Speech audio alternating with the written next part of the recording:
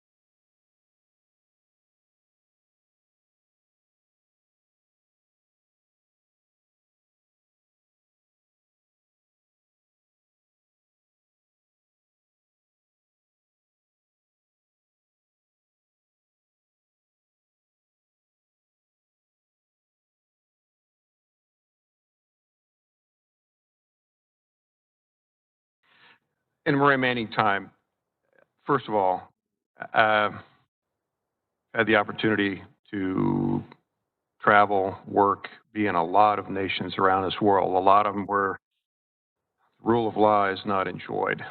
And generally speaking, their lack of prosperity reflects that. That's why this entire situation is so incredibly troubling to me. I would like to ask Mr. Turley, as unfortunate as it is, from a legal perspective, can you define what peaceful assembly looks like?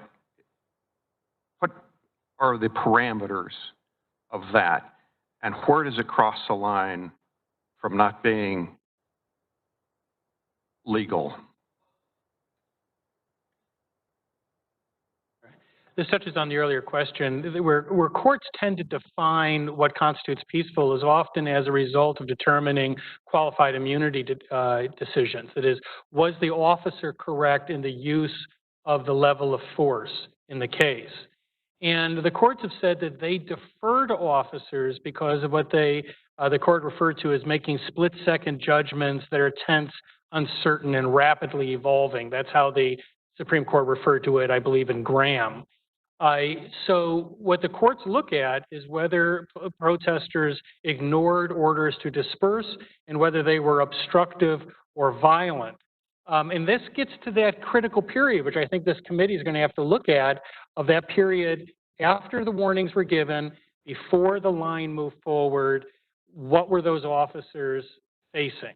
And that's what a court will do. And a court is going to demand very clear evidence on both sides to determine whether that could be defined as a peaceful situation where this is not warranted, and the police escalated it, or whether they were responding to a threat to their safety or the safety of others.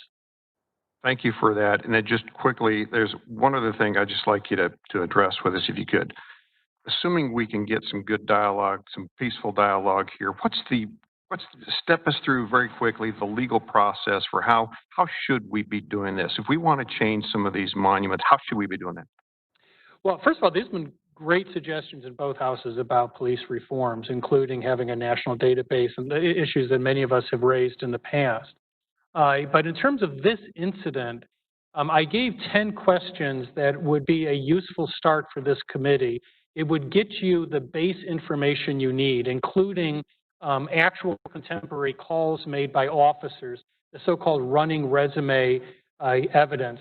In a protest case, that's the first thing we ask for, is the running resume. Also, you have objective sources in the claims of injuries to law enforcement officers, injuries to protesters. Those things can be acquired. The other thing that I encourage you to get at very quickly is non-U.S. Park Police agencies and their roles. I can tell you in terms of evidence, that's the stuff I'm most concerned with. It is the stuff that's most difficult to get. And you may be able to get a lead on that by asking for what are called MOUs. And MOUs, these memorandums of understanding, are often cut with non-federal agencies or non-park police personnel. Those may give you an indication of who was involved at that scene. I can tell you in the Pershing Park case, we started out with the Park Police, the DC Police, the Secret Service, and ended up with a long list of units that we had no idea were present. Thank you, Mr. Chairman. I yield back.